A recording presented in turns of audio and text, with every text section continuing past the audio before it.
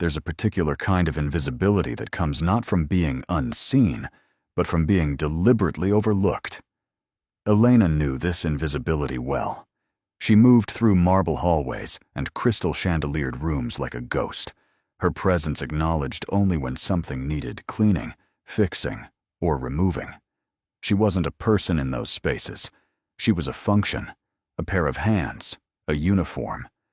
And she'd learned to accept that, because acceptance was easier than the constant sting of being treated as less than human, until the day a man looked at her, truly looked, and saw something everyone else had trained themselves to ignore. If this story touches your heart, subscribe to the channel and leave a like. Comment where you're listening from, and if you feel it was really worth it, consider becoming a member to get early access to upcoming stories. Your support makes all the difference. The Ashford estate smelled of old money and fresh flowers, a combination Elena had come to associate with loneliness. It was a strange thing, she thought, as she polished the banister of the grand staircase, how the wealthiest homes often felt the emptiest. All this space, all this beauty, and yet the silence was so thick you could drown in it. The estate belonged to Alexander Ashford, a billionaire who'd made his fortune in technology before he turned 30. Now, at 37, he lived alone in a house built for a family he'd never had. Elena had worked here for 6 months, and in that time, she'd spoken to him exactly 4 times. Each conversation had been brief, professional, transactional. The study needs attention. There's a stain on the carpet in the library. Dinner at 7. He never looked at her when he spoke. His eyes would fix on something just past her shoulder, as if meeting her gaze would require acknowledging her as something more than staff. Elena didn't take it personally. She'd worked in enough wealthy homes to know this was simply how it went. The rich didn't see the help. They saw functions, services, solutions to problems. And Elena had learned to be invisible. She was good at it. 29 years old, medium height, dark hair always pulled back in a neat bun, minimal makeup, the gray and white uniform pressed to perfection. She moved quietly, efficiently, never drawing attention, never asking for anything beyond her paycheck. It was safer that way. Because Elena had something to protect. Her daughter, Sophia, 7 years old, with eyes too wise for her age, and a smile that could break through any darkness. Sophia didn't know they were struggling, didn't know that Elena worked 70 hours a week just to keep them in their tiny apartment on the edge of the city. Didn't know that her mother sometimes skipped meals to make sure there was always enough food in the refrigerator. Elena would do anything to keep it that way. Would stay invisible, would swallow her pride, would accept being overlooked if it meant Sophia could have a childhood free from the weight of their circumstances. The afternoon light filtered through the tall windows, creating patterns on the polished marble floor. Elena worked methodically, her movements practiced and precise. Dust the frames, straighten the runner, check the flowers in the vase on the landing. Everything had to be perfect. Mr. Ashford demanded perfection, though he never said it outright. It was in the way his jaw tightened when something was out of place. In the cold silence that followed any mistake, Elena had learned to read those silences, had learned to be flawless. She was reaching up to adjust a painting when she heard footsteps, heavy, deliberate, coming from the direction of his private office. Her stomach tightened instinctively. Mr. Ashford rarely left his office before evening. She stepped back from the wall, clasping her hands in front of her, eyes lowered. Invisible? Waiting. He appeared at the top of the stairs, and Elena felt the air shift. Alexander Ashford was the kind of man who changed the atmosphere of a room simply by entering it. Tall, over 6 feet, with dark hair touched with gray at the temples, and eyes the color of storm clouds. His face was all sharp angles and hard lines, handsome in a severe way that made him seem unapproachable. untouchable. He wore his wealth casually, custom suits that probably cost more than Elena made in 6 months, but he wore them like armor, like another layer of distance between himself and the world. He stopped when he saw her, and for the first time in 6 months, he actually looked at her. Not past her, not through her, at her. Elena's breath caught. His eyes, gray and intense, fixed on her face with an expression she couldn't read. There was something in his gaze, something that made her feel suddenly exposed, as if the invisibility she'd wrapped around herself like a cloak had been stripped away. Elena. Her name in his voice was startling. Deep, rough, as if he didn't use it often. She'd heard him speak to business associates, to the few guests who occasionally visited. His voice was always controlled then, measured. But now there was something else in it, something almost uncertain. Yes, Mr. Ashford. She kept her eyes lowered, her hand steady despite the strange electricity that seemed to hum in the space between them. He was quiet for a moment. Then he spoke, and the words sent a shock through her system. Take off that uniform. Elena's head snapped up, eyes wide, heart suddenly pounding. She stared at him, trying to understand, trying to process what he'd just said. His expression was unreadable, but there was an intensity in his gaze that made her skin flush. Sir? Her voice came out smaller than she intended. He took a step closer, and she fought the urge to step back. Your uniform, he repeated, his eyes never leaving her face. Take it off. The world seemed to tilt. Elena's mind raced. This couldn't be happening. Mr. Ashford had never, not once in 6 months, shown any inappropriate interest. He barely acknowledged her existence. And now, he was standing here, in the middle of the afternoon, telling her to undress? Her hands trembled. She thought of Sophia, thought of the paycheck she couldn't afford to lose, thought of the references she needed, the stability this job provided. But she also thought of her dignity, of the line she'd sworn she'd never cross, no matter how desperate things got. Mr. Ashford, she said, her voice steadier now, fueled by something between fear and anger. I don't know what you think. You're bleeding. The word stopped her cold. What? He gestured toward her side, and Elena looked down.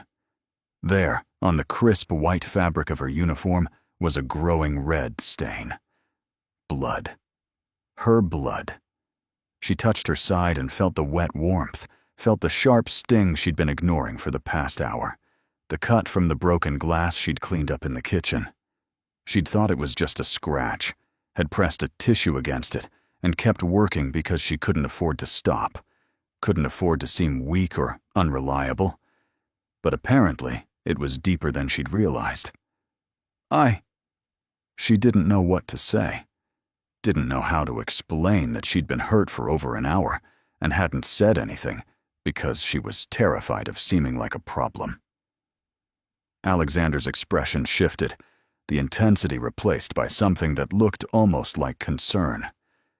Come with me, he said, his voice gentler now. We need to take care of that.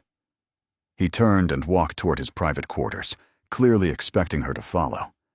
Elena stood frozen for a moment, her hand pressed against the wound, her mind trying to catch up with what was happening. Then, slowly, she followed him. Not because he'd commanded it, but because the blood was starting to soak through her uniform, and she suddenly felt lightheaded, and because for the first time since she'd started working here, Alexander Ashford had looked at her like she was human. Alexander's private quarters were on the 3rd floor, a section of the estate Elena had never entered. Staff weren't permitted here. It was his sanctuary, the one place in this massive house that was truly his. As she followed him down the hallway, she noticed details she'd never seen. Photographs on the walls, actual personal items, instead of the museum-like perfection of the rest of the house. a worn leather jacket hanging by a door, books stacked on a table. Evidence of a life actually lived, not just curated. He led her into a spacious bathroom, all white marble and gleaming fixtures, and gestured for her to sit on the edge of the large bathtub. "Wait here," he said, and disappeared into an adjoining room. Elena sat, her hand still pressed against her side, feeling the surreal quality of the moment. The billionaire who barely spoke to her was now bringing her into his private space, concerned about a cut she'd been trying to hide. It didn't make sense. Nothing about this made sense. He returned with a first aid kit, the kind that was clearly professional grade, not just a box of bandages. He knelt in front of her, setting the kit on the floor, and looked up at her. "I need to see the wound," he said quietly. "The uniform needs to come off so I can clean and bandage it properly." Oh, of course, that's what he'd meant. Elena felt heat flood her face as embarrassment washed over her. She'd thought, for those few terrible seconds on the stairs, that he was propositioning her, that he was like the others she'd heard about, wealthy men who thought their money bought them access to anything, anyone. But he'd just been trying to help, trying to take care of an injury she'd been too proud or too afraid to address. "I'm sorry," she whispered. "I thought you meant—" "I know what you thought," Alexander said, and there was something in his voice that sounded almost like pain. "I'm sorry I frightened you." He stood up, turning his back to give her privacy. "There's a robe on the door. Put it on after you remove the uniform. I'll wait outside." He left the bathroom, closing the door behind him. Elena sat in the silence, her heart still racing. Slowly, she unbuttoned the uniform dress, wincing as the fabric pulled away from the wound. It was a deep cut, about 4 inches long on her left side, just above her hip. The broken glass had sliced through her uniform and into her skin. She should have dealt with it immediately. Should have asked for help. But asking for help meant admitting weakness, and in her experience, weakness got you fired. She slipped on the robe, soft and expensive, probably silk, and tied it carefully around her waist. Then she opened the door. Alexander was standing in the hallway, his back still turned, hands in his pockets. He looked tense, rigid, as if he was holding himself very carefully in check. "I'm ready," Elena said softly. He turned, and something flickered across his face when he saw her in his robe, something she couldn't quite identify. But it was gone in an instant, replaced by that controlled, professional expression. He gestured back toward the bathroom, and she returned to her seat on the edge of the tub. This time, when he knelt in front of her, there was a careful distance in his movements, a deliberate space he maintained. "This is going to sting," he said, opening an antiseptic wipe. "Tell me if it's too much." "I'll be fine," Elena said automatically. She was always fine, had to be fine. Alexander paused, his eyes meeting hers. "You don't have to be fine," he said quietly. "Not here. Not right now." The words hit her harder than they should have. When was the last time someone had given her permission to not be fine? To admit pain? To show vulnerability? She couldn't remember. His hands were surprisingly gentle as he cleaned the wound. Elena watched his face, the concentration there, the careful precision of his movements. These were hands that built empires, that signed contracts, worth millions, that commanded respect and obedience. And they were treating her with a tenderness she hadn't expected. "How did this happen?" he asked, not looking up from his work. "Broken glass in the kitchen. A vase fell. Why didn't you say anything?" Elena was quiet for a moment. How did she explain the fear that lived in her constantly? The terror of being seen as a problem, of being replaceable. "I didn't want to be trouble," she finally said. Alexander's hand stilled. He looked up at her, and there was something fierce in his eyes.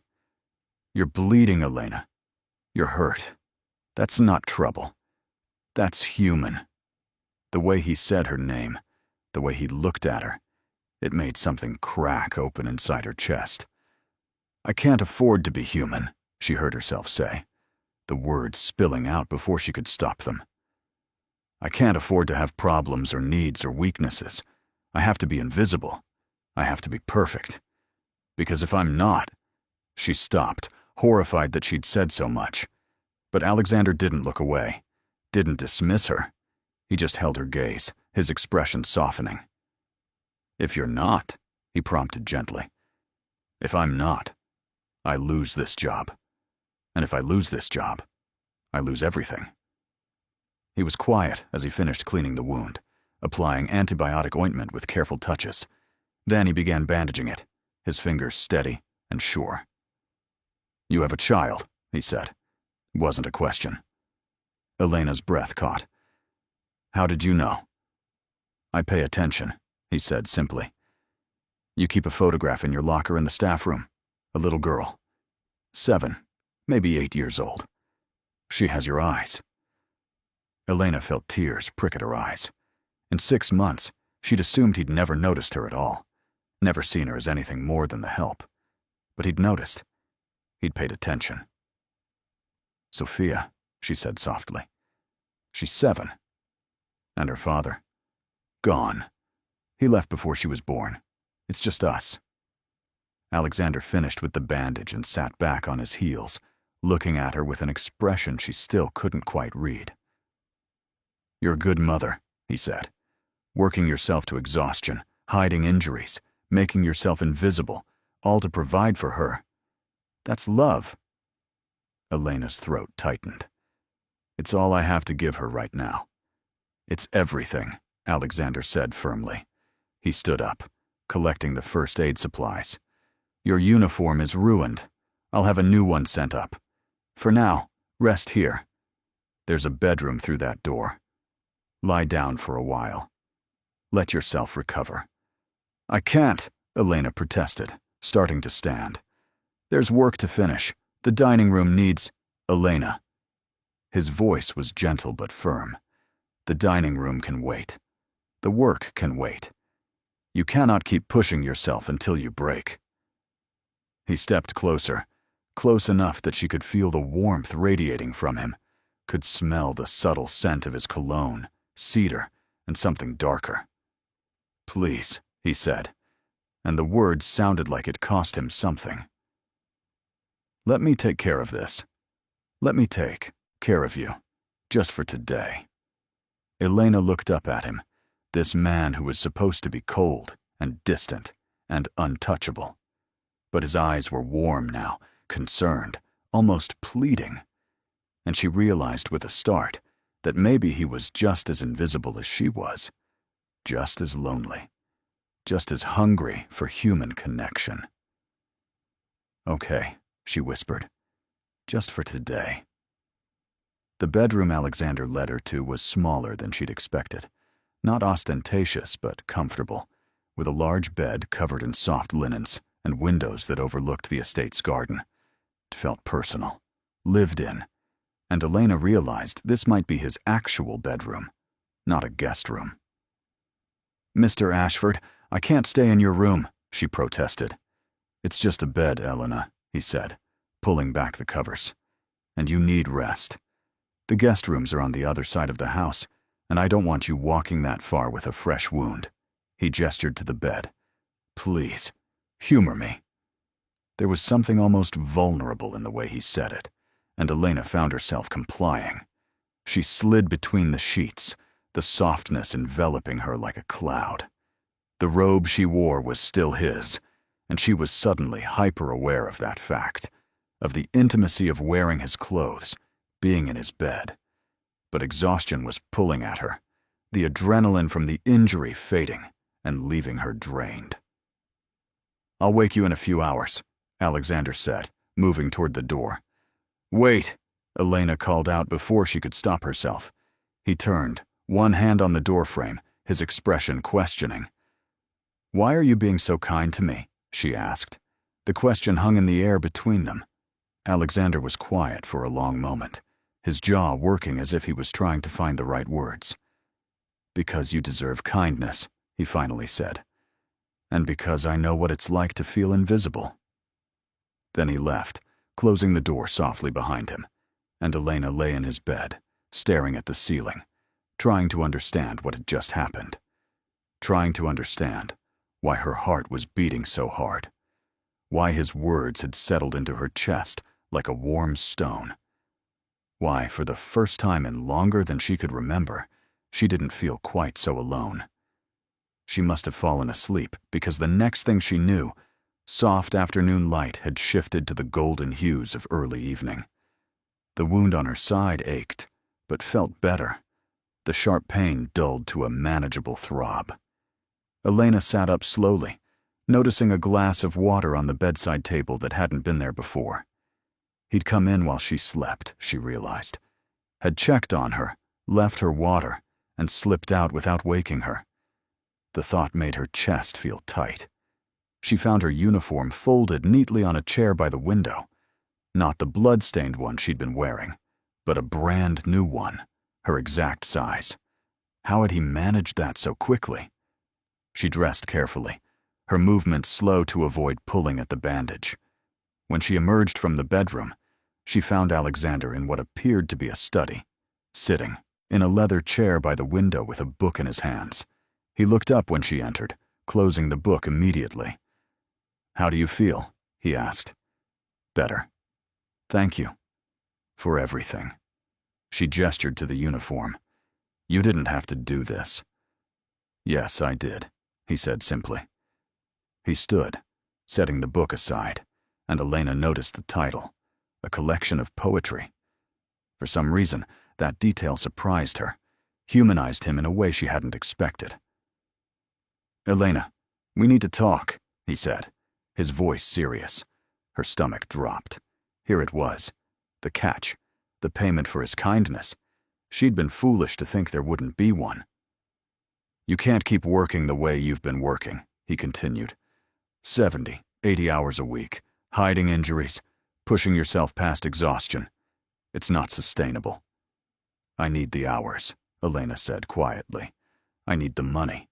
I know. And I'm not suggesting you work less." He moved closer, his eyes intent on hers. "I'm suggesting you work differently. I want to offer you a different position." Elena's heart hammered. "What kind of position?" "I need someone to manage this house properly.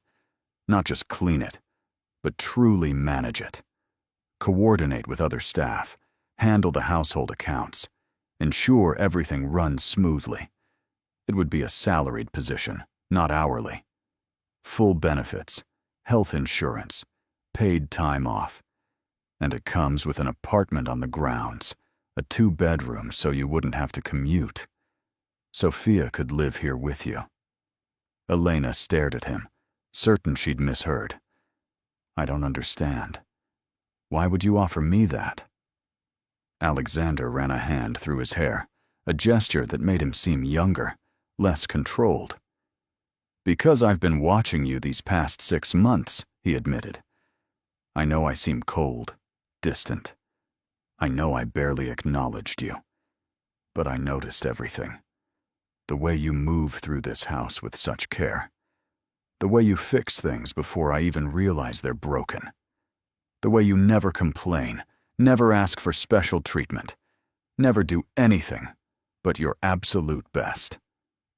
He took another step closer. "You're wasted as just a maid, Elena. You're intelligent, capable, organized. You anticipate needs before they arise. You see details others miss. Those are exactly the qualities I need in a house manager. And yes, it comes with better pay.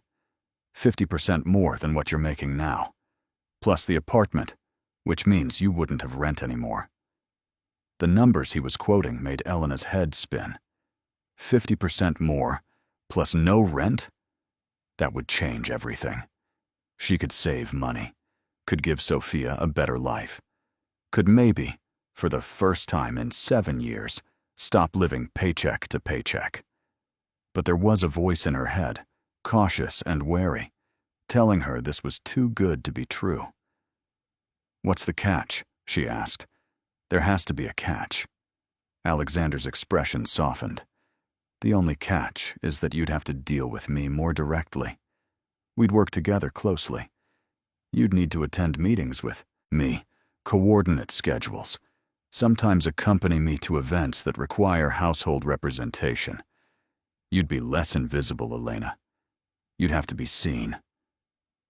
The way he said it, the weight he put on that last word, made her realize he understood. Understood why she'd made herself invisible in the first place. Understood that being seen meant being vulnerable, meant risking rejection, judgment, disappointment. "I don't know if I can do that," she admitted. "I don't know if I know how to be anything other than invisible anymore." Alexander closed the distance between them then, standing close enough that she had to tilt her head back to meet his eyes. "You were never invisible to me," he said quietly. "From the first day you started working here, I saw you, and what I saw was someone extraordinary trying very hard to be ordinary. Someone bright, trying to dim their own light." His hand lifted, hesitated, then gently touched her cheek. The contact sent electricity through her entire body. "I know I have no right to ask this," he continued, his voice rough. "I know I'm your employer, that there's a power imbalance here. But I'm asking anyway, not as your employer, but as a man who's been alone in this house for too long. Will you consider the position? Will you let yourself be seen?" Elena's breath caught in her throat. His hand on her cheek was warm, his touch gentle despite the size and strength of his fingers. This close, she could see details she'd never noticed before. The small scar near his left eyebrow, the slight creases at the corners of his eyes, the way his pupils dilated as he looked at her. "This isn't just about the job, is it?" she whispered. Alexander's jaw tightened. For a moment, she thought he might step back, might retreat behind that wall of professional distance. But instead, he held her gaze, his thumb brushing softly against her cheekbone. "No," he admitted. "It's not just about the job. I'm offering you the position because you deserve it, because you've earned it, and because this house genuinely needs someone like you managing it. That part is completely legitimate. But I'd be lying if I said I didn't have selfish reasons too." "What selfish reasons?" Elena asked, her heart pounding so hard she was sure he could hear it. "I want to see you more," he said simply. "I want to talk to you. I want to know who you are beyond the uniform and the perfect professionalism. I've spent 6 months watching you from a distance, respecting boundaries, maintaining propriety. But today, when I saw you bleeding, when I realized you'd been hurt and suffering in silence because you were afraid of losing your job, afraid of being seen as weak, something broke in me." His other hand came up to cup her face, holding her gently. "I can't be that employer anymore, Elena. I can't be the man who pretends you're invisible when you're the only real thing in this entire hollow house." Tears pricked at Elena's eyes. No one had ever spoken to her like this. No one had ever seen her, truly seen her, and wanted more. "I'm not special," she said, her voice breaking. "I'm just a single mother trying to survive. I clean houses for a living. I didn't finish college. I have nothing to offer someone like you." "Someone like me?" Alexander repeated, and there was pain in his voice. "Elena, do you know why this house is so empty? Why I live alone in a space built for a family?" She shook her head, unable to speak. "Because I'm a coward," he said. "Because I built an empire and forgot to build a life. Because I let work consume me until I woke up one day and realized I had everything and nothing. This house, this wealth, this success, none of it means anything when you have no one to share it with. When you've made yourself so cold and distant that human connection feels impossible. He leaned his forehead against hers, his eyes closing. You're not the only one who learned to be invisible, Elena. I've been invisible too, hidden behind money and power and professional distance. And I'm so tired of it. I'm so tired of being alone. Elena's hands came up without conscious thought, resting on his chest. She could feel his heart beating, fast and hard, matching her own. I'm scared, she whispered. I'm scared of losing my job. I'm scared of what people will think. I'm scared of wanting something I can't have. What if you could have it? Alexander asked, pulling back just enough to look at her. What if I'm telling you right now that you can? The job is yours regardless, Elena. Whether you want anything more with me or not, the position is yours. I'll put it in writing. Contract, salary, benefits, apartment, all of it guaranteed. Your employment is not contingent on anything personal between us. Then why tell me any of this? Elena asked. Why not just offer the job and keep your feelings to yourself? A small, sad smile crossed his face.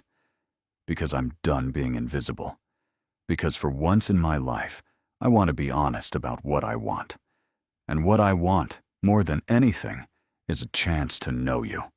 Not as my employee, not as the woman who cleans my house, but as Elena. Just Elena. He stepped back then, giving her space, his hands falling to his sides.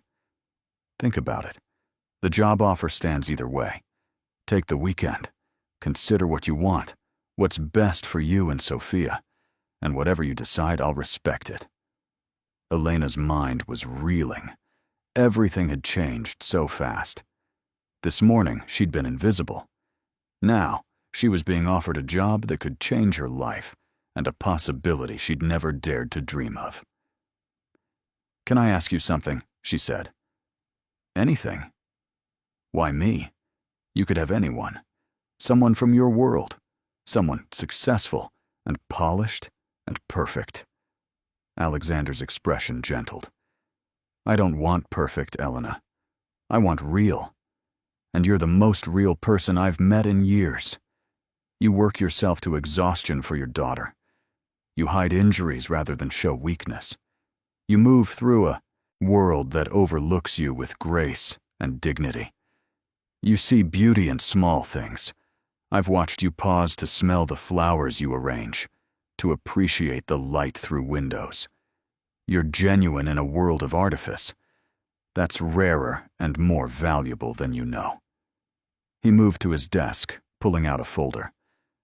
This is the contract for the house manager position. Take it home. Read it. Have a lawyer look at it if you want. It's a genuine offer, Elena. No strings, no conditions beyond the professional requirements of the job. Elena took the folder with trembling hands. And the other thing? The personal thing. That's separate, Alexander said firmly. That's your choice, entirely. Your choice, with no pressure from me. If you want to explore what this is between us, I'm here. If you don't, I understand, and I'll never mention it again. Your job is safe either way. I give you my word. Elena clutched the folder to her chest. I need to pick up Sophia from my neighbor's house. I need to think. Of course, take my car. Driver will take you wherever you need to go. I can take the bus, Elena protested automatically. Elena, Alexander said gently, let me do this. Please. You're injured. It's getting late. Let me help. She nodded, not trusting her voice. As she turned to leave, his voice stopped her. Elena. She looked back at him, this billionaire who'd somehow seen through her invisibility, who'd bandaged her wounds, who'd offered her hope. You are special, he said. Don't let anyone, including yourself, tell you otherwise. The ride to her apartment was surreal. Elena sat in the back of Alexander's luxury car, the leather seats soft beneath her, watching the city pass by through tinted windows. The driver, an older man named James, was kind and professional, asking no questions, simply taking her where she needed to go. Elena kept her hand pressed against the folder on her lap, as if it might disappear if she didn't hold on to it tightly enough. Her neighbor, Mrs. Chen, greeted her at the door, with Sophia bouncing excitedly behind her. "Mama!" Sophia launched herself into Elena's arms, and Elena held her daughter close, breathing in the familiar scent of her strawberry shampoo. "Did you have a good day, baby? Mrs. Chen taught me to make dumplings, and we watched cartoons, and I drew you a picture." Sophia's joy was infectious, and Elena felt some of the tension from the day begin to ease. She thanked Mrs. Chen, gathered Sophia's things, and they walked the short distance to their apartment. It was small, a one-bedroom where Elena slept on the couch so Sophia could have the bedroom, but it was clean and filled with love. Sophia's drawings covered the refrigerator, books were stacked neatly on shelves, and there was always music playing from the old radio on the kitchen counter. After Sophia was fed, bathed, and tucked into bed with her favorite stuffed rabbit, Elena finally allowed herself to open the folder. The contract was extensive, but written in clear language. The salary figure made her gasp. It was actually more than 50% higher than her current wage. The benefits were comprehensive: health insurance with dental and vision, paid vacation, sick leave, retirement contributions. And there, in black and white, was the clause about the apartment. A 2-bedroom unit on the estate grounds, utilities included, available immediately if she accepted the position. At the bottom was a handwritten note in strong, slanted script. "Elena, this offer has no expiration date. Take all the time you need to decide, but know that whatever you choose, I meant what I said. You deserve to be seen. You deserve kindness. You deserve everything. Alexander." Elena read the note 3 times, her eyes burning with unshed tears. How had her life turned upside down in a single afternoon? This morning, she'd been invisible.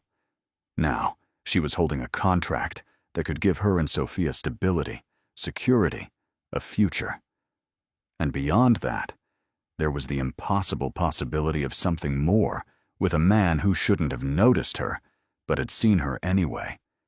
She spent the weekend in a state of suspended animation. She played with Sophia, took her to the park, made her favorite foods. But her mind kept circling back to Alexander, to the gentleness of his hands as he bandaged her wound, to the vulnerability in his eyes when he'd admitted his loneliness, to the way his voice had roughened when he said he wanted to know her. On Sunday evening, after Sophia was asleep, Elena sat at their small kitchen table and made a list.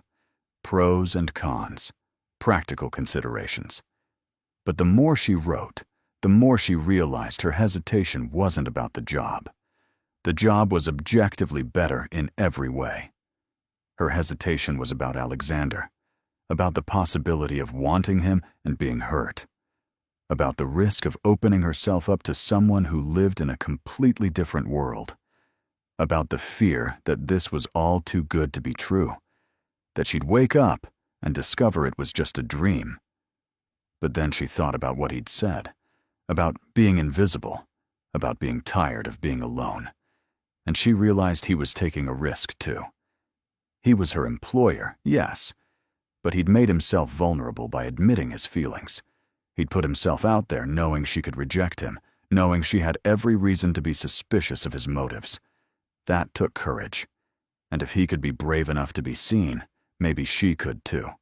Monday morning, Elena dropped Sophia off at school and took the bus to the estate. Her hands were shaking as she approached the main house. James, the driver, smiled at her from where he was polishing one of the cars. "He's in his study, miss. 3rd floor." Elena made her way through the familiar halls, but everything felt different now. She wasn't invisible anymore. Couldn't be, even if she wanted to. She knocked on the study door, her heart in her throat. "Come in."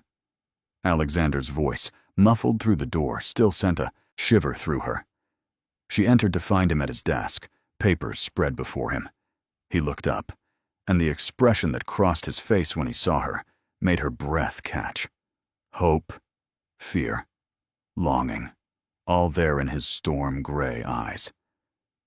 "Elena," he stood immediately. "How are you feeling? The wound?" "Better," she said. "Much better." She held up the folder.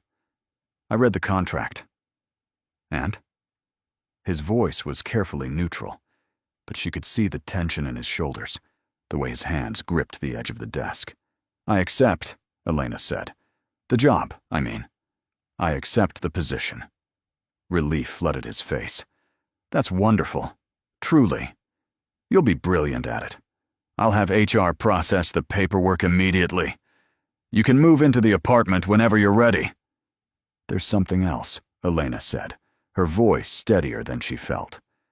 Alexander went very still. "Yes?" "You asked if I wanted to explore what this is between us, the personal thing, separate from the job." He nodded slowly, not daring to speak, it seemed. Elena set the folder down on a chair and stepped closer to him. "I'm scared," she admitted. "I'm terrified, actually, of so many things, of the power imbalance, of what people will think, of wanting something I might not be able to keep, of not being enough for someone like you." "Elena," she held up a hand, "let me finish. I'm scared of all those things. But I'm more scared of walking away from this, from you, and spending the rest of my life wondering what if. So, yes, I want to explore this, whatever this is. But I need you to understand something." "Anything," Alexander said, moving around the desk toward her. "I'm a package deal. Sophia is my world. She comes first, always. If we do this, if we try, you need to be sure you're ready for that. I won't introduce her to someone who might disappear. I won't risk her heart." Alexander stopped in front of her, close enough to touch, but not touching, giving her space and control. "I would never ask you to choose between me and your daughter," he said seriously. "And I would never take this lightly, Elena. I'm not looking for something casual. I'm not interested in games or temporary things. I've been alone by choice for a long time because I didn't want to settle for something that wasn't real." He reached out slowly, giving her time to pull away, and took her hand in his. "If we do this, I'm all in. That means getting to know Sophia when you're ready. That means being patient and understanding that you're a mother first. That means building something real and lasting, or not building anything at all." Elena's eyes filled with tears. "Why are you so perfect?" A surprised laugh escaped him. "I'm not perfect, Elena. I'm workaholic, who spent the last decade building walls instead of relationships. I'm difficult and demanding, and I forget that people need more from me than just professional courtesy. But I want to be better. You make me want to be better." He raised her hand to his lips, pressing a soft kiss to her knuckles. "So yes, let's explore this. Slowly, carefully, with respect for your boundaries and Sophia's needs. Let's see if this thing between us is as real as it feels." Elena nodded, not trusting her voice. Alexander's free hand came up to cup her face, just as he had before, and this time she leaned into the touch. "Can I kiss you?" he asked softly. "I've been wanting to since the moment you opened your eyes in my bed." The mention of his bed sent heat flooding through her. "Yes," she whispered. He leaned down, giving her every opportunity to change her mind, to pull away. But Elena didn't pull away. She rose up on her toes, meeting him halfway, and when their lips touched, it felt like coming home. The kiss was gentle at first, tentative, a question and an answer. But then Alexander's hand slid into her hair, and Elena's fingers clutched at his shirt, and the gentleness gave way to something deeper, something hungry and desperate and real. When they finally broke apart, both breathing hard, Alexander rested his forehead against hers. "I've been so alone," he whispered. "Me too," Elena whispered back. "Not anymore," he said. "Not anymore," she agreed. And there, in his study with morning light streaming through the windows, Elena felt the weight of invisibility finally lift from her shoulders. She was seen. She was wanted. She was enough. The first few weeks in her new position were a whirlwind. Elena moved into the apartment on the estate grounds, a beautiful two-bedroom space with large windows and a small garden that Sophia immediately claimed for her imaginary fairy kingdom. The transition from their cramped apartment to this comfortable home was almost overwhelming. Sophia adapted quickly, delighted by the space to run and play, by the fact that she had her own room painted soft lavender at her request.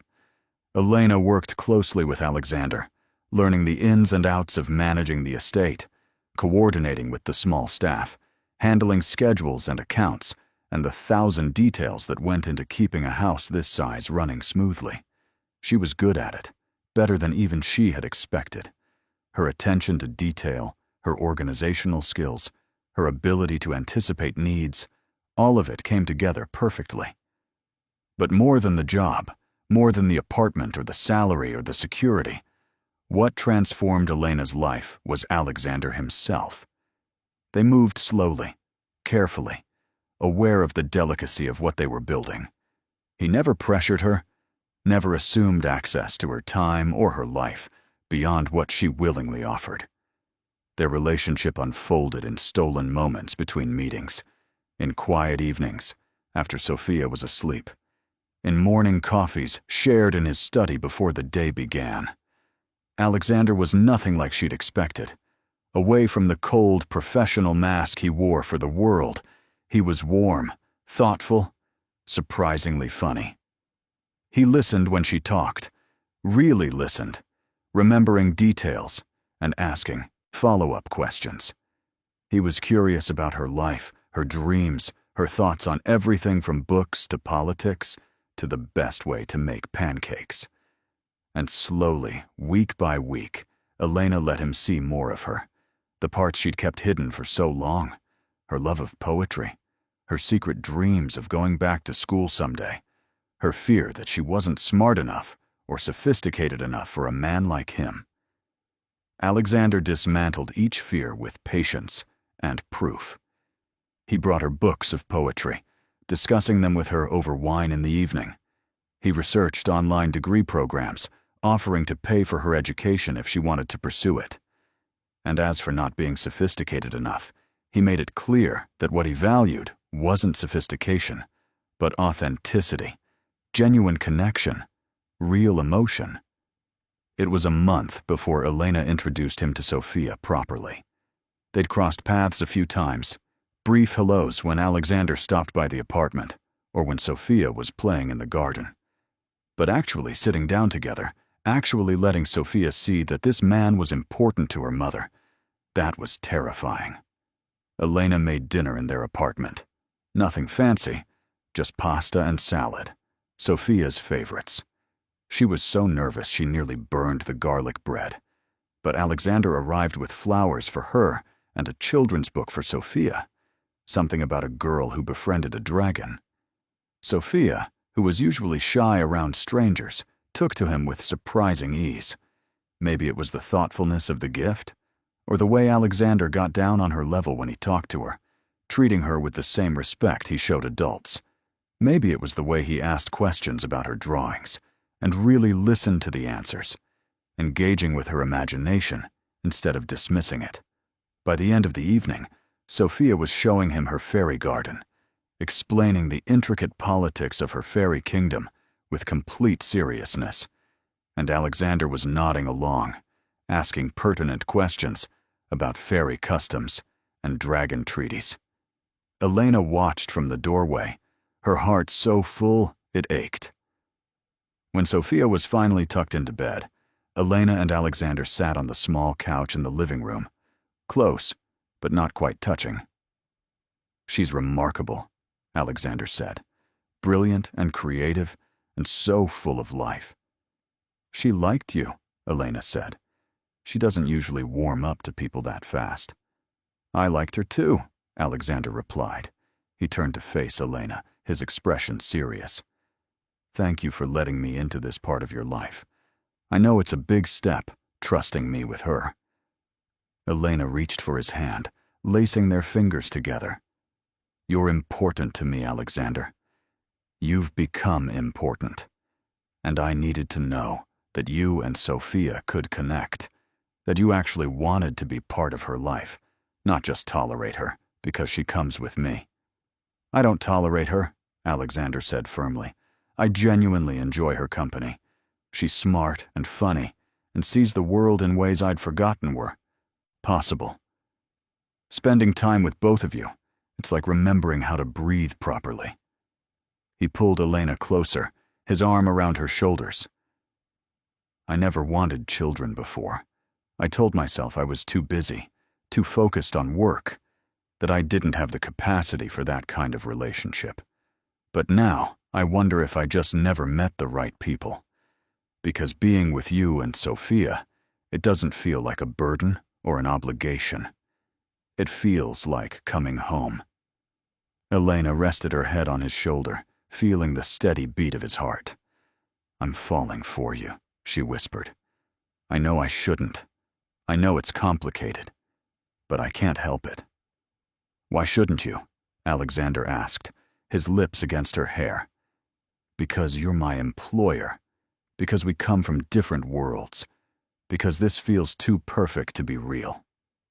Alexander shifted, gently tilting her face up to his. Elena, I'm not just your employer. Yes, I sign your paychecks, but we both know what we have goes far beyond that. As for different worlds, I don't believe in that. We're both just people trying to find connection, trying to build something meaningful. And as for too perfect to be real?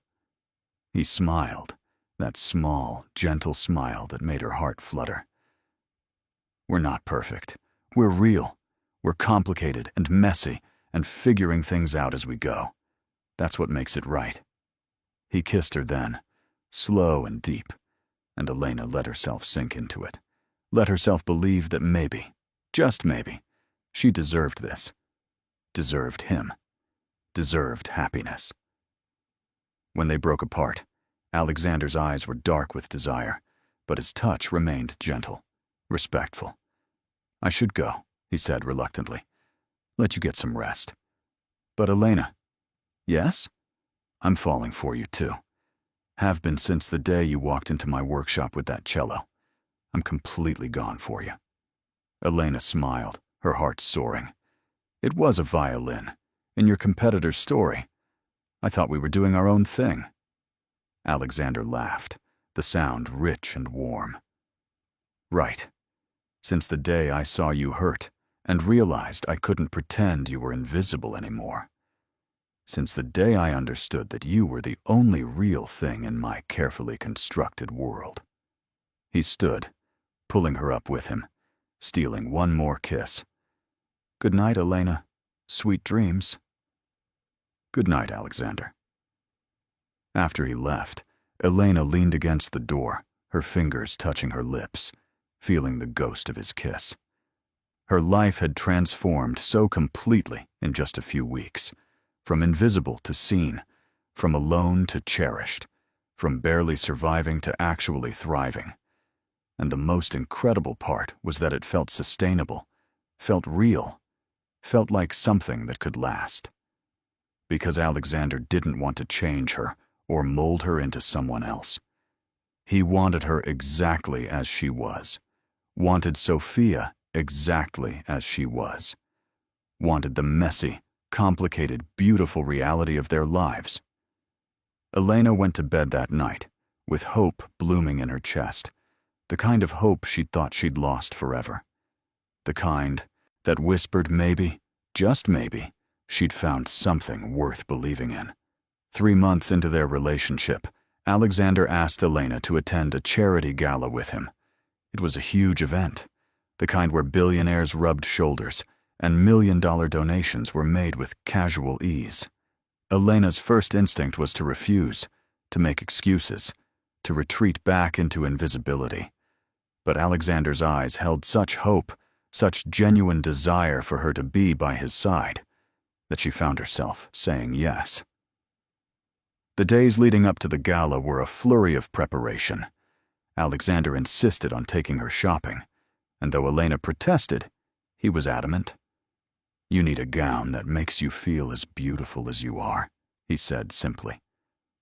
The boutique he took her to was the kind of place Elena would never have entered on her own. Everything was elegant, expensive, intimidating. But the staff were kind, and Alexander was patient, sitting on a plush chair as she tried on dress after dress. When she finally emerged in a deep blue gown that hugged her curves and made her eyes shine, Alexander stood so abruptly he nearly knocked over his chair. "That's the one," he said, his voice rough. "Definitely that one."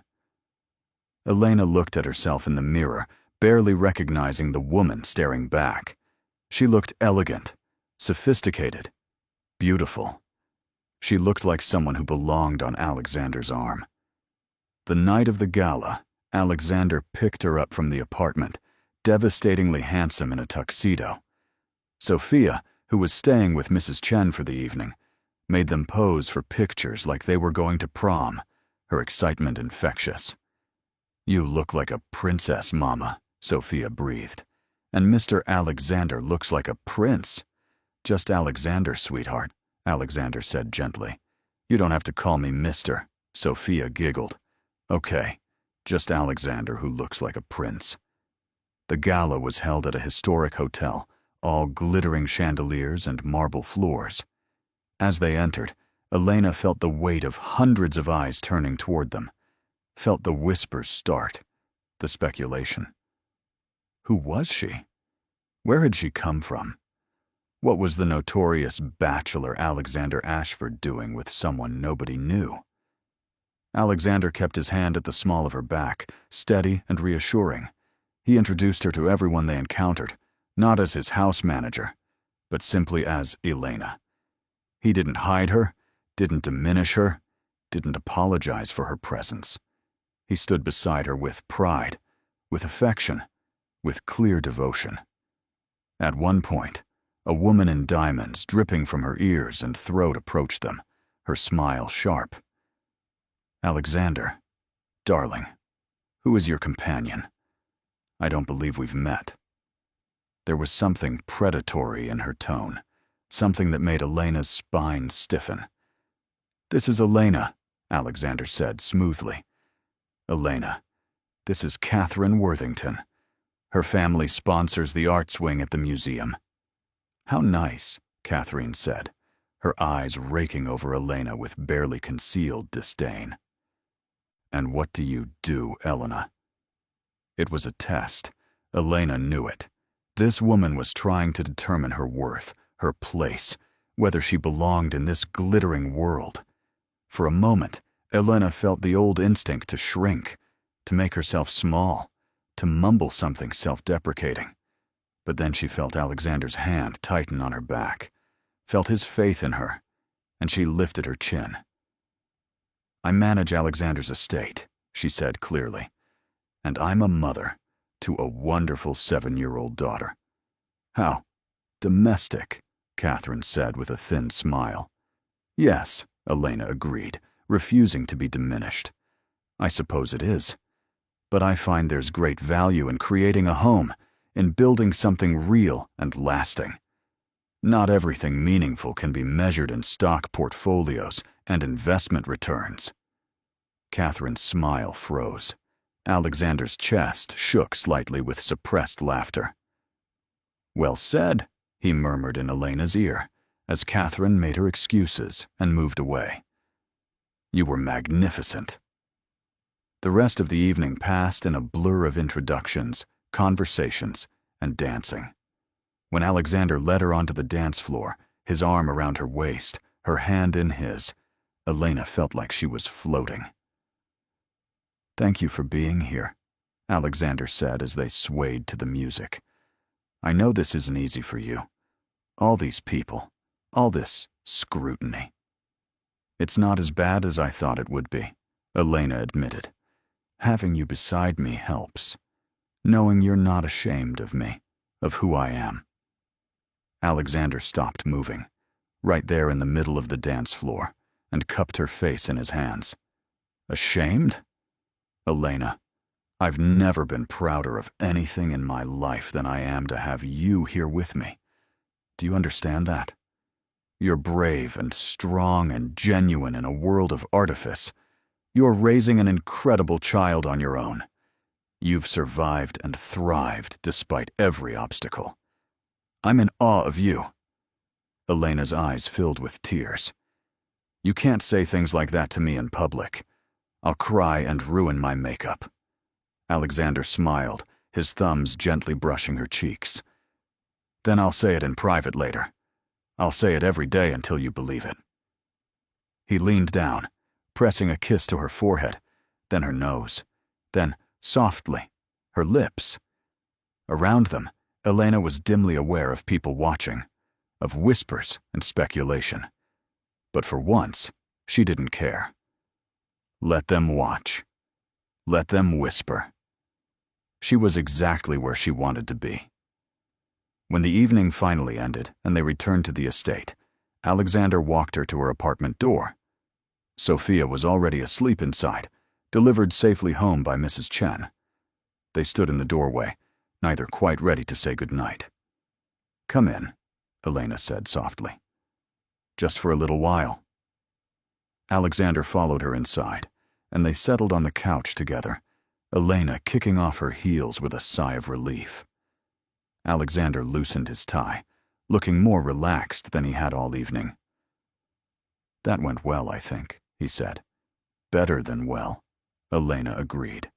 She turned to face him, tucking her legs beneath her. "Alexander, I need to tell you something." His expression grew serious. "What is it?" "I love you," Elena said, the words spilling out before she could second-guess them. "I know it's only been a few months. I know it might be too soon, but I can't keep it inside anymore. I love you. I love the way you are with Sophia. I love your kindness and your patience. I love how you see me, really see me, and don't try to change what you see. I love you, and I needed you to know." Alexander was very still, his eyes locked on hers. Then, slowly, a smile spread across his face, genuine and joyful and utterly transforming. "I love you too," he said, his voice thick with emotion. "I have for weeks now. I was just waiting for the right moment to tell you, waiting to be sure you were ready to hear it." He pulled her into his arms, holding her close. "I love you, Elena. I love your strength and your grace. I love the way you make me want to be better. I love watching you with Sophia, seeing the kind of mother you are. I love coming home and knowing you're here, knowing I'm not alone anymore. I love everything about you." Elena's tears were falling freely now, but they were happy tears, joyful tears. "I was so scared," she admitted. "Scared that this was too good to be true, that I'd wake up and it would all be gone." "It's real," Alexander promised, holding her tighter. "I'm real. This is real, and I'm not going anywhere. You're stuck with me, Elena, for as long as you'll have me." "Forever then," Elena whispered. "Forever sounds about right." They sat there for a long time, wrapped in each other's arms, letting the enormity of what they'd admitted settle over them. Love. Real, true, lasting love. The kind Elena had stopped believing in, the kind Alexander had never thought he'd find. When Alexander finally left, pressing one more lingering kiss to her lips, Elena stood at the window and watched him walk back to the main house. Her heart was so full, it felt like it might burst. She'd been invisible for so long, had believed she was meant to stay that way. But Alexander had seen her, had looked past the uniform and the protective walls, and seen the woman underneath, had loved her, not despite who she was, but because of it. And in loving her, he'd taught her how to love herself again. 6 months after that first day when Alexander had commanded her to take off her uniform, when he'd bandaged her wounds and begun the process of healing both their hearts, he asked her to marry him. It wasn't at a fancy restaurant or an exotic location. It was on a Sunday afternoon in the fairy garden Sophia had created, with dirt under his knees and hope in his eyes. Sophia was there because Alexander insisted she should be, that this decision affected all three of them. He'd asked Sophia first, privately, if it would be okay if he asked her mama to marry him. Sophia had apparently squealed so loudly that Mrs. Chen had come running to check if everything was all right. "Elena," Alexander said, holding a small velvet box. "I know we haven't been together long by conventional standards. I know there are people who will say we're rushing, that we should wait, that we come from different worlds. But I've spent enough of my life waiting, enough time being careful and controlled and alone. And I know, with absolute certainty, that I want to spend the rest of my life with you. With both of you." He looked at Sophia, who was bouncing on her toes with excitement barely contained. "I want to be a family. I want to wake up every morning knowing you're beside me. I want to help Sophia with her homework and attend her school plays. I want to build a life together, a real life, full of mess and laughter and love. So, Elena, will you marry me?" Elena couldn't speak through her tears. She just nodded, frantically, joyfully, and Alexander slipped the ring onto her finger, a simple band of platinum with a single perfect diamond. Then Sophia was throwing herself into both their arms, and they were all laughing and crying and holding each other in the garden, surrounded by imaginary fairies. The wedding was small, held in the garden of the estate on a perfect spring day. Elena wore a simple white dress, flowers in her hair, her face glowing with happiness. Sophia was the flower girl, taking her job very seriously, scattering petals with intense concentration. Mrs. Chen was there, crying happy tears. James, the driver, stood as Alexander's best man, having become a good friend over the months. And as Elena walked toward Alexander, as he looked at her with such love and devotion, she thought about how far she'd come. From invisible to cherished. From alone to surrounded by family. From surviving to thriving. The officiant spoke about love and commitment, but Elena barely heard the words. She was too focused on Alexander's face, on the way his eyes never left hers, on the slight tremble in his hands as he held hers. When it was time for vows, Alexander spoke first. "Elena, you walked into my life when I'd forgotten how to live. You reminded me what it means to feel, to connect, to love. You're the bravest person I know, raising Sophia on your own, never giving up, never losing your grace or kindness, despite how hard life became. I promise to see you, always, to honor you, to cherish you and Sophia for all my days. I promise to build a life with you that's real and true. I promise to love you, exactly as you are, forever." Elena's voice shook as she responded. "Alexander, you saw me when I'd learned to be invisible. You treated me with kindness when I expected indifference. You loved me when I'd stopped believing I was worthy of love. You didn't just offer me a job or security. You offered me yourself, your heart, your future. I promise to stand beside you, to support your dreams, to remind you that you're not alone. I promise to love you, to trust you, to build this beautiful life with you for all my days." When they kissed, sealing their promises, Sophia cheered loudly and everyone laughed. And Elena thought, this is what happiness feels like. This is what it means to be home. The months that followed were an adjustment, merging their lives completely. navigating the challenges of becoming a family. But they did it together, with patience and communication and love. Alexander legally adopted Sophia 6 months after the wedding, and the day the papers were finalized, he cried as he held his daughter, for the first time understanding the depth of love a parent feels. Elena went back to school, pursuing a degree in business management, balancing classes with her work managing the estate. Alexander was her biggest cheerleader, proudly attending her presentations, celebrating every good grade. They traveled as a family, showing Sophia the world, creating memories. They had quiet evenings at home, the three of them cooking dinner together in the kitchen of their now shared home, laughing over Sophia's attempts to juggle vegetables. They had hard days too, arguments about parenting styles or work stress or the 1,000 small conflicts that arise when people build lives together. But they worked through them, committed to communication, to understanding, to choosing each other every day. One evening, 2 years after their wedding, Elena stood in the garden watching Alexander teach Sophia how to identify constellations. The night was clear, stars brilliant overhead, and their voices carried on the soft breeze.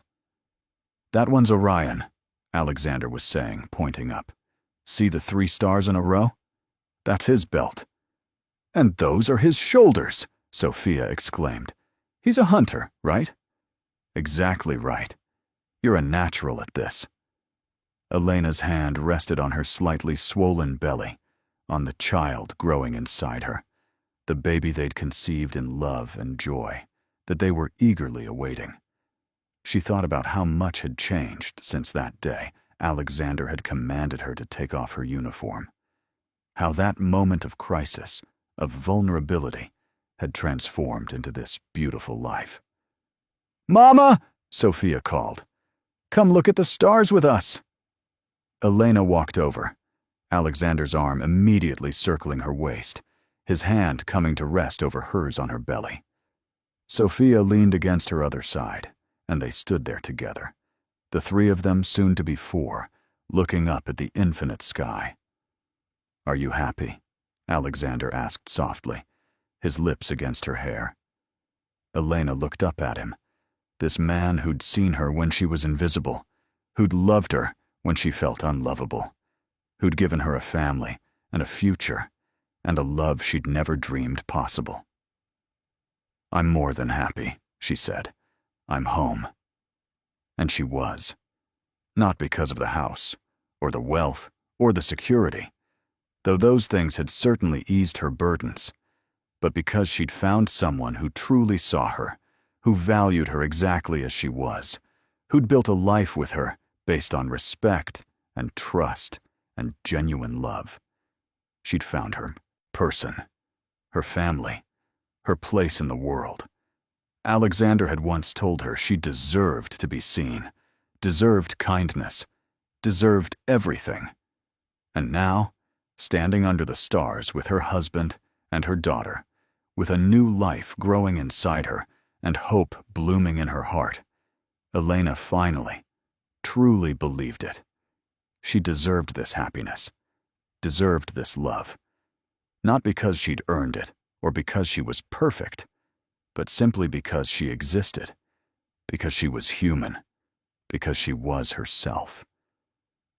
And that, she realized, was the greatest gift Alexander had given her. Not the job, or the security, or even the love, profound as it was, but the belief in her own worth, the understanding that she didn't have to be invisible to be safe, that she could be seen and still be valued, that she could take up space and still be loved. Years later, when people asked Elena about her love story, about how she and Alexander had found each other, she always told them the truth. She told them about being invisible, about working herself to exhaustion, about being so afraid of being seen that she'd hidden a wound until it nearly became serious. She told them about a billionaire who looked past the uniform and saw a person, who treated her injuries with gentleness, who offered her not just a job, but a future. and she told them about taking the greatest risk of her life, choosing to be visible, choosing to be vulnerable, choosing to believe that maybe, just maybe, she deserved to be loved. The moment everything changed, she would say, was when he told me to take off that uniform. Not because he wanted to undress me, but because he wanted to heal me. Because he saw my pain and couldn't ignore it. That's when I knew he was different. That's when I began to hope. And Alexander, listening to her tell the story, would always add, "The moment everything changed for me was when I realized I couldn't keep pretending she was invisible. When I understood that she was the only real thing in my carefully constructed world. When I accepted that I was desperately, completely in love with a woman who cleaned my house and deserved so much more than I could ever give her."